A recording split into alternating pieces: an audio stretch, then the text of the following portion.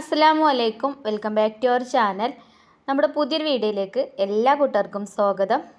എല്ലാവർക്കും സുഖമാണെന്ന് വിചാരിക്കുന്നു. അൽഹംദുലില്ലാ ഞങ്ങൾക്കും സുഖമാണ് കേട്ടോ. അപ്പോൾ ഇന്നത്തെ നമ്മളെ വീഡിയോ ചെറിയൊരു വീഡിയോ ആണ്. അപ്പോൾ വീഡിയോ നിങ്ങൾ സ്കിപ്പ് ചെയ്യാതെ തന്നെ ഒന്ന് കണ്ടുവെക്കുക. അതുപോലെ തന്നെ വീഡിയോ കാണുമ്പം ഇഷ്ടപ്പെടുകയാണെങ്കിൽ ലൈക്ക് ചെയ്യാൻ മറന്നു പോകരുത് കേട്ടോ. അതുപോലെ തന്നെ നമ്മളെ ചാനൽ സബ്സ്ക്രൈബ് ചെയ്യാതെ ഏതെങ്കിലും കൂട്ടുകാർ കാണുന്നുണ്ടെങ്കിൽ ഒന്ന് സബ്സ്ക്രൈബ് ചെയ്ത് സപ്പോർട്ട് ചെയ്യാൻ മറക്കരുത്. അപ്പോൾ ഇന്ന് നമ്മൾ ബ്രേക്ക്ഫാസ്റ്റ് ഉണ്ടാക്കുന്നതൊന്നും വീഡിയോയിൽ കാണിച്ചിട്ടില്ല. നമ്മൾ സാധാരണ ഉണ്ടാക്കണ അപ്പവും ചട്നിയൊക്കെയാണ് കേട്ടോ ഉണ്ടാക്കിയിട്ടുണ്ടായിരുന്നത്. അങ്ങനെ ചായ കുടിക്കലൊക്കെ കഴിഞ്ഞ് മക്കൾ സ്കൂൾക്കൊക്കെ പോയിട്ടുണ്ട്. പിന്നെ അതൊക്കെ കഴിഞ്ഞതിന് ശേഷം നമുക്ക് ചോറും വെന്തിട്ടുണ്ടായിരുന്നു കേട്ടോ. രാവിലെ തന്നെ കുട്ടികൾക്ക് കൊണ്ടുപോകാൻ വേണ്ടിയിട്ട് രാവിലെ തന്നെ വെച്ചിട്ടുണ്ടായിന്. പിന്നെ ചോറിന് നമുക്കിന്ന് കൂട്ടാൻ ഉണ്ടാക്കാൻ ബീഫ് കിട്ടിയിട്ടുണ്ട്. അപ്പോൾ ബീഫൊക്കെ ഞാൻ കഴുകി വെച്ചിട്ടുണ്ട്. അപ്പോൾ ഈ ഒരു ബീഫ് കറിൻ്റെ റെസിപ്പിയാണ് കേട്ടോ ഞാൻ ആദ്യം കാണിക്കുന്നത്. അപ്പോൾ ബീഫൊക്കെ നമ്മൾ കഴുകി വെച്ചിട്ടുണ്ടേനും അതേപോലെ തന്നെ അതിക്ക് കുറച്ച് ചെറിയ ഉള്ളി എടുത്തിട്ടുണ്ട്, അതേപോലെ ഒരു സവാള എടുത്തിട്ടുണ്ട്, പിന്നെ തക്കാളി, ഇഞ്ചി, വെളുത്തുള്ളി ചതച്ചതൊക്കെയാണ് എടുത്തിട്ടുള്ളത്. അപ്പോൾ ആദ്യം നമ്മൾ മണ്ണിൻ്റെ ഒരു ചട്ടിയൊക്കെ അടുപ്പത്ത് വെച്ച് ചൂടാക്കിയിട്ടേക്ക് വെളിച്ചെണ്ണ ഒഴിച്ചു കൊടുത്തു. എന്നിട്ട് ചെറിയ ഉള്ളിയാണ് കേട്ടോ ഇട്ട് കൊടുക്കുന്നത്. ഈ ഒരു ബീഫ് കറിക്ക് അധികം ചെറിയ ഉള്ളിയാണ് നമ്മൾ ചേർക്കുന്നത്. ചെറിയ ഉള്ളി ചേർത്തിട്ട് ഇതേപോലെ ബീഫ് കറി ഉണ്ടാക്കി അടിപൊളി ടേസ്റ്റാണ് കേട്ടോ. അപ്പോൾ ചെറിയ ഉള്ളി ഞാൻ എടുത്തിട്ടുള്ളത് എത്ര എണ്ണമാണെന്ന് ഞാൻ എണ്ണി നോക്കിയിട്ടില്ല കേട്ടോ. എത്രത്തോളം എടുക്കുന്നുണ്ടോ അത്രത്തോളം നമ്മളെ കറി അത്രയ്ക്ക് ടേസ്റ്റ് ആയിക്കാരം. അപ്പോൾ ചെറിയ ഉള്ളി ചിലപ്പോൾ തൊലി കളയാൻ അടിച്ചിട്ട് ചിലപ്പോൾ എടുക്കാൻ മടിക്കലുണ്ട്. ഇന്നിപ്പോൾ തൊലിയൊക്കെ നേരത്തെ തന്നെ കളഞ്ഞൊക്കെ വെച്ചുകൊണ്ടാണ് കേട്ടോ അപ്പോൾ വീഡിയോ എടുക്കാൻ നിൽക്കുന്നത്. അങ്ങനെ ആ ചെറിയ ഉള്ളി അതിലിട്ടിട്ടൊന്ന് വഴറ്റിയെടുത്തു. ചെറിയ ഉള്ളി ഞാൻ അരിഞ്ഞു കൊടുക്കുക ഒന്നും ചെയ്തിട്ടില്ല കേട്ടോ. അതേപോലെ തന്നെ കഴുകിയിട്ട് എണ്ണയ്ക്ക് ഇട്ട് കൊടുത്തേക്കാണ്.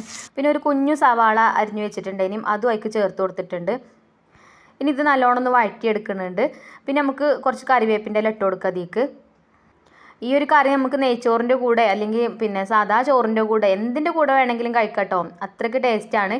അപ്പോൾ ഇതേപോലെ ട്രൈ ചെയ്യാത്തവരൊന്ന് ട്രൈ ചെയ്ത് നോക്കുകൊണ്ട് ഞാൻ വിശദമായിട്ട് കാണിക്കുന്നുണ്ട്.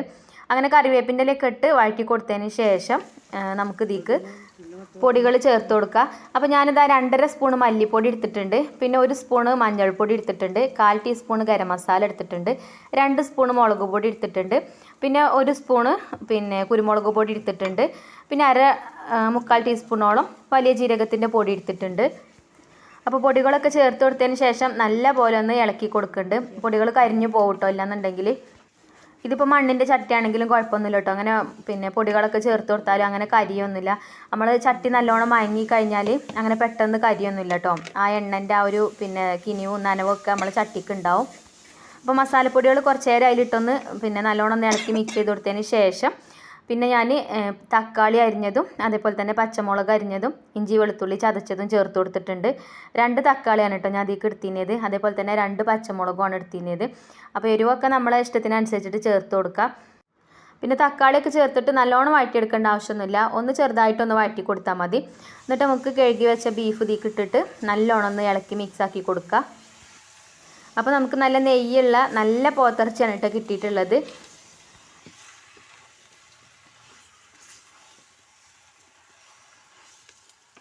അപ്പോൾ നമ്മൾ ചേർത്ത മസാലകളൊക്കെ ഈ ബീഫിക്ക് നല്ലോണം പിടിക്കണം. അതിന് വേണ്ടിയിട്ട് നല്ല രീതിയിൽ തന്നെ ഒന്ന് ഇളക്കി മിക്സാക്കി കൊടുക്കണം. പിന്നെ ഇതിലേക്ക് നമുക്കിനി വെള്ളം ചേർത്ത് കൊടുക്കാം. ഞാൻ ചൂടുള്ള വെള്ളമാണ് കേട്ടോ ഒഴിച്ചു കൊടുക്കുന്നത്. പച്ചവെള്ളം ഒഴിച്ചു കൊടുക്കരുത്. പച്ചവെള്ളം ഒഴിച്ചു കൊടുത്താൽ ബീഫ് പെട്ടെന്ന് വെന്ത് വരില്ല. ഈ ചൂടുള്ള സാധനത്തേക്ക് നമ്മൾ പച്ചവെള്ളം ഒഴിക്കുമ്പോൾ അത് കല്ലക്കും. അപ്പോൾ ചൂടുള്ള വെള്ളമാണ് കേട്ടോ ഒഴിച്ചു കൊടുക്കാൻ. പിന്നെ നമ്മൾ ഉപ്പിട്ടിട്ടില്ലേന്, അപ്പോൾ ഞാൻ കുറച്ച് കല്ലുപ്പ് ഇട്ട് കൊടുക്കുന്നുണ്ട് ഇതിലേക്ക്. ബീഫൊക്കെ വെക്കുമ്പോൾ കല്ലുപ്പാണ് കേട്ടോ ഏറ്റവും നല്ലത് ഇടുന്നത്. പൊടിപ്പിടുന്ന കാട്ടിലും ടേസ്റ്റും കല്ലുപ്പ് ഇടുന്നത് തന്നെ കാരണം. അല്ലെങ്കിലും പൊടിപ്പ് ഉപയോഗിക്കുന്നത് അത്ര നല്ലതൊന്നുമല്ല, കല്ലുപ്പ് തന്നെയാണല്ലേ നല്ലത്. ഞാൻ ബീഫ് കറിയും ചിക്കൻ കറിയൊക്കെ ഉണ്ടാക്കുമ്പോൾ അധികം കല്ലുപ്പ് തന്നെയാണ് കേട്ടോ ഉപയോഗിക്കൽ. പൊടിപ്പ് ഉപയോഗിക്കലുണ്ട്, എന്നാലും അധികം കല്ലുപ്പാണ് ഉപയോഗിക്കൽ. പിന്നെ പിന്നെ ചൂടിൻ്റെ വെള്ളമൊക്കെ ഇതിലേക്ക് ഒഴിച്ചു കൊടുത്തു. ഇനി ഇതിങ്ങനെ മുങ്ങി കിടക്കുന്ന രീതിയിലുള്ള വെള്ളമാവണം കേട്ടോ. എന്നിട്ട് ഈ ചട്ടകം കൊണ്ട് പിന്നെ ബീഫൊക്കെ മേലെയൊക്കെ പൊങ്ങി കിടക്കണതൊക്കെ ആ വെള്ളത്തേക്ക് ഇങ്ങനെ കുത്തി താത്തി കൊടുക്കുക. ഞാൻ എൻ്റെ ഭാഷയിൽ പറയാണ് കേട്ടോ അങ്ങനെയൊക്കെ. അപ്പോൾ നിങ്ങൾക്ക് മനസ്സിലായിട്ടുണ്ടാവും എന്ന് വിചാരിക്കുന്നു. പിന്നെ എന്താ വെച്ചാൽ ബീഫ് ഇതേപോലെ ഇങ്ങനെ വെള്ളത്തിൻ്റെ ഒപ്പം ആവണം, എന്നാലുള്ളൂ ഇതിങ്ങനെ തിളക്കണ സമയത്ത് ആ വെള്ളത്തിൽ കടന്നിട്ട് ഇങ്ങനെ നല്ലോണം വേവണ്ടേ, നല്ലോണം ഇതിൽ കടന്നിട്ട് ഇങ്ങനെ തിളക്കണം, തിളച്ച് മറിയണം. അപ്പോഴുള്ളൂ പെട്ടെന്ന് വെന്ത് കിട്ടുകയൊക്കെ ചെയ്യാം. ഇനി നല്ല ടൈറ്റ് ആയിട്ടുള്ള ഒരു അടപ്പ് വെച്ച് അടച്ചു കൊടുത്ത് അതിൻ്റെ മേലൊരു വെയിറ്റും വെച്ച് കൊടുത്ത് നല്ലോണം തീയും കത്തിച്ച് കൊടുത്തു കഴിഞ്ഞാൽ ഇടയ്ക്കൊന്ന് വന്നിട്ട് ഇളക്കി കൊടുത്താൽ മതി. നമുക്ക് വേറെ എന്ത് ജോലി വേണമെങ്കിലും എടുക്കാം. ഇത് വേവണം എന്നുണ്ടെങ്കിൽ കുറച്ച് സമയം പിടിക്കും. കുക്കറിൽ വെച്ച് കഴിഞ്ഞാൽ ഒരു 5-8 വിസിലടിച്ച് കഴിഞ്ഞാൽ ബീഫ് കറി റെഡിയാവും. അതേപോലെയുള്ള അടുപ്പത്ത് വെക്കുമ്പോൾ കുറേ സമയം പിടിക്കും വേവണം എന്നുണ്ടെങ്കിൽ. പക്ഷേ അടുപ്പത്ത് വെക്കണ ബീഫ് കറിൻ്റെ ഒരു ടേസ്റ്റ് പറയണ്ട, അത്രയും ടേസ്റ്റ് ആയിക്കാരം. അപ്പോൾ അധികം ഇതേപോലെ സമയമൊക്കെ ഉണ്ടെന്നുണ്ടെങ്കിൽ ഇങ്ങനെ പിന്നെ മണ്ണിൻ്റെ ചട്ടിയിലാക്കിയിട്ട് അടുപ്പത്ത് വെക്കുകയാണ് കേട്ടോ ഏറ്റവും നല്ലത്. പിന്നെ ഇടയ്ക്കിടയ്ക്ക് ഇതേപോലെ തുറന്നിട്ട് ഇങ്ങനെ ഇളക്കി കൊടുക്കാൻ മറക്കരുത്. പിന്നെ ഇളക്കി കൊടുത്തിട്ടില്ല എന്നുണ്ടെങ്കിൽ പെട്ടെന്ന് അടി പിടിക്കും കേട്ടോ.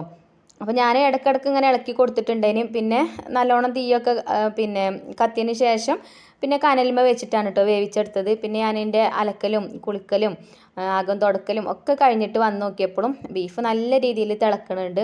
പിന്നെ നമ്മൾ വിറകൊന്നും കത്തിച്ചിട്ടില്ല കേട്ടോ, അതിൽ ആ കനലിൽ കടന്നിട്ടാണ് ഇതിങ്ങനെ തിളക്കണത്. ഇങ്ങനെ ചാമ്പി കടന്ന് വേവണം ബീഫ്. ഞങ്ങൾ ചാമ്പി കടന്ന് വേവാന്നാണ് കേട്ടോ അതിന് പറയൽ. ഇങ്ങനെ കനൽമ കടന്നിട്ട് വേവണീന് അങ്ങനെ ആകുമ്പോഴാണ് ബീഫ് കറിക്ക് നല്ല ടേസ്റ്റ് കിട്ടുക.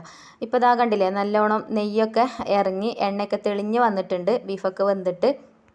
അപ്പോൾ നമുക്ക് കറക്റ്റ് 1 മണിക്കൂറാണ് കേട്ടോ ബീഫ് വേവാൻ വേണ്ടിയിട്ട് എടുത്ത സമയം. അപ്പോൾ ഒരു അരമണിക്കൂർ തീയൊക്കെ നല്ലോണം കത്തിച്ച് കൊടുത്തിട്ട് അങ്ങനെ വേവിച്ചെടുക്കണം. അരമണിക്കൂർ കഴിഞ്ഞതിന് ശേഷം നല്ല കനലിലിട്ടിട്ട് അങ്ങനെ വേവിച്ചെടുത്താൽ മതി. അധികം വിറകൊന്നും കത്തിച്ച് കൊടുക്കേണ്ട ആവശ്യമില്ല. പിന്നെ മണ്ണിൻ്റെ ചട്ടിയിലാവുമ്പോൾ ചട്ടി അങ്ങനെ ചൂടാറില്ലല്ലോ പെട്ടെന്ന്. കനലിലാവുമ്പോൾ അങ്ങനെ പിന്നെയും വീണ്ടും വീണ്ടും അങ്ങനെ തിളച്ച് വന്നോളും. അപ്പോൾ ഇനി പിന്നെ ബീഫ് കറിയൊക്കെ കൂട്ടിയിട്ട് ചോറൊക്കെ കഴിക്കാണ് കേട്ടോ. ചോറ് ഞാൻ പറഞ്ഞല്ലോ രാവിലെ തന്നെ വെച്ചിട്ടുണ്ട് കുട്ടികൾക്ക് സ്കൂൾ കൊണ്ടുപോകാൻ വേണ്ടിയിട്ട്. പിന്നെ ഇന്ന് ബീഫ് കറി അതിക്കൊരു ചമ്മന്തി ഉണ്ടാക്കിയിട്ടുണ്ട്, തേങ്ങ ചമ്മന്തി, പിന്നെ പപ്പടം പൊരിച്ചതും. ഇതാണ് കേട്ടോ ഒന്ന് ചോറിന് കൂട്ടാൻ. പിന്നെ ബീഫ് കറിയൊക്കെ നമ്മൾ ചോറിൻ്റെ കൂടെയൊക്കെ കഴിക്കുമ്പം നല്ല ചൂടോട് കൂടിയിട്ട് കഴിക്കണം. ഇനിയിപ്പോൾ ചൂടാറിയൊക്കെയാണെന്നുണ്ടെങ്കിൽ ഒന്ന് ചൂടാക്കിയിട്ട് പിന്നെ കഴിക്കുകയാണെങ്കിൽ നല്ല ടേസ്റ്റ് ആയിക്കാരം. അല്ലെങ്കിൽ ആ നെയ്യൊക്കെ ഇങ്ങനെ കട്ട പിടിച്ച് കിടക്കൂലേ, ചൂടാക്കിയിട്ട് കഴിക്കണം കേട്ടോ. അങ്ങനെ ഇതാ ഞാനിപ്പോൾ കുറച്ച് ചോറൊക്കെ വിളമ്പിയിട്ടുണ്ട്. ചോറ് വിളമ്പി കുറച്ച് ബീഫ് കറിയൊക്കെ ഒഴിച്ച് കൊടുത്തിട്ടുണ്ട്. അതുപോലെ ഒരു സൈഡിക്ക് നമ്മളെ തേങ്ങാ ചമ്മന്തി ഇട്ട് കൊടുത്തിട്ടുണ്ട്. ഇത് നമ്മൾ സാധാരണ ഉണ്ടാക്കുന്ന ചമ്മന്തിയാണ് കേട്ടോ. തേങ്ങയും പച്ചമുളകും ഇഞ്ചിയും സുർക്കയൊക്കെ ഇട്ടിട്ട് ഉണ്ടാക്കിയിട്ടുള്ള ചമ്മന്തി. പിന്നെ ഒരു പപ്പടം, പിന്നെ ഞാൻ കുറച്ച് പിന്നെ പേരക്ക ഉണ്ടേനും അപ്പോൾ പേരക്ക ജ്യൂസും ഉണ്ടാക്കിയിട്ടുണ്ട്.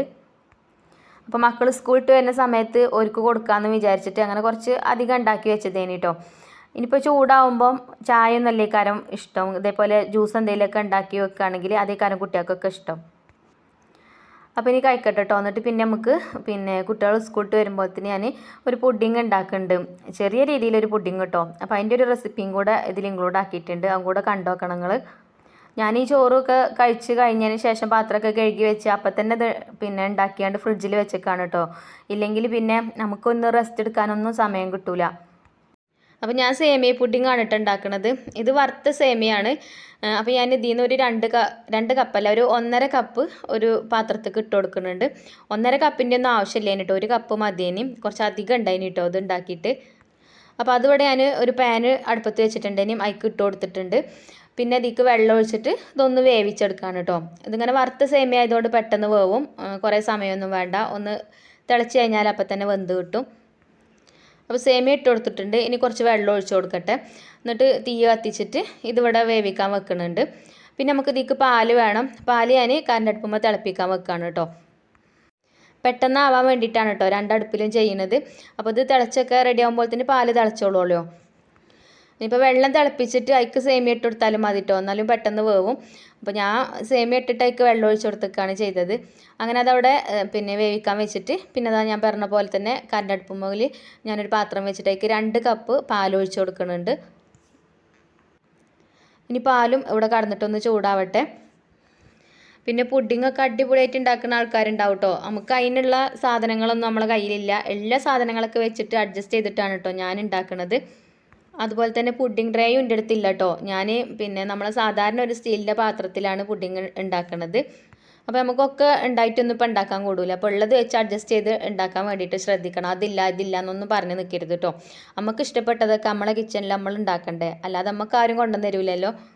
ഇതിപ്പോൾ ചിഞ്ചുമോൾ കുറേ ദിവസമായിക്കണം കേട്ടോ എന്നോട് പറയൽ തുടങ്ങിയിട്ട്, ഉമ്മച്ചി സേമിയ പുഡിങ് ഉണ്ടാക്കി തരുമോ. ഓൾ യൂട്യൂബിൽ എവിടെയോ ഏതോ ഒരു ഷോർട്സ് കണ്ടപ്പോൾ അതിൽ കണ്ടിക്കണ്. അപ്പോൾ അന്ന് പറയൽ തുടങ്ങിക്കണം ഉമ്മച്ചി ഇത് ഉണ്ടാക്കി തരുമോ എന്നുള്ളത്.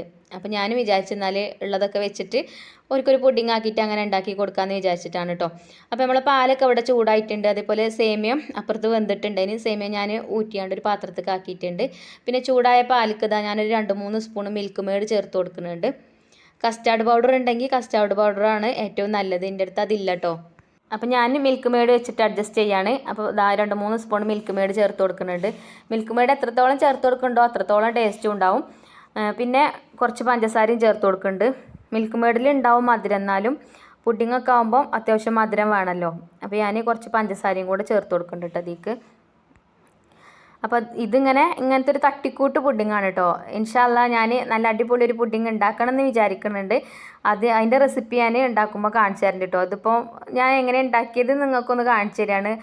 കാരണം എന്താ വെച്ചാൽ നമുക്ക് പിന്നെ നമ്മളെപ്പോലുള്ള സാധാരണ വീട്ടമ്മമാർക്കൊക്കെ പിന്നെ എന്തെങ്കിലും ഇങ്ങനത്തെ ഒക്കെ ഉണ്ടാക്കാൻ മടിയുള്ള ആൾക്കാരുണ്ടാവും. മടിയല്ല, കുട്ടികൾ പുഡിങ്ങൊക്കെ ഉണ്ടാക്കി തരുമെന്ന് പറയുമ്പോൾ അതില്ല എന്നൊക്കെ പറഞ്ഞിരിക്കുന്ന ആൾക്കാരുണ്ടാവും. അപ്പോൾ ഉള്ളതൊക്കെ വെച്ച് അഡ്ജസ്റ്റ് ചെയ്തിട്ട് ഉണ്ടാക്കി കൊടുക്കാനൊരു മോട്ടിവേഷൻ ആയിക്കോട്ടെ എന്ന് വിചാരിച്ചിട്ടാണ് കേട്ടോ ഞാൻ അത് കാണിക്കണത്.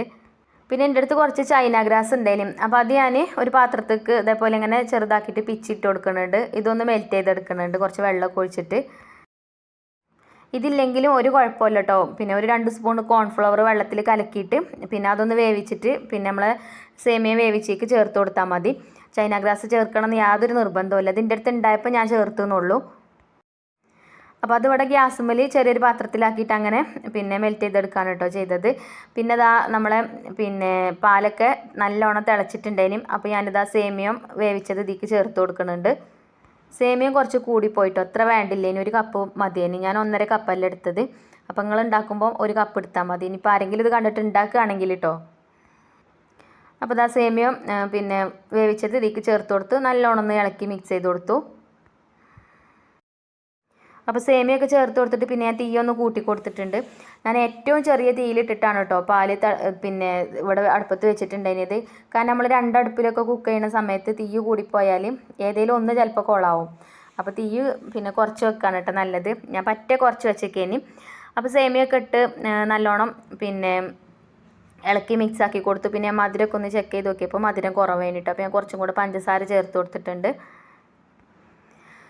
പിന്നെ ഒന്നും കൂടെ ഒക്കെ ഇളക്കി മിക്സ് ചെയ്ത് കൊടുത്തതിന് ശേഷം നമ്മൾ ചൈന ഗ്രാസ് പിന്നെ മെൽറ്റ് ചെയ്തെടുത്തിനല്ലോ, ആ ഒരു മിക്സേക്ക് ചേർത്ത് കൊടുത്തു, ഇളക്കി കൊടുത്തു.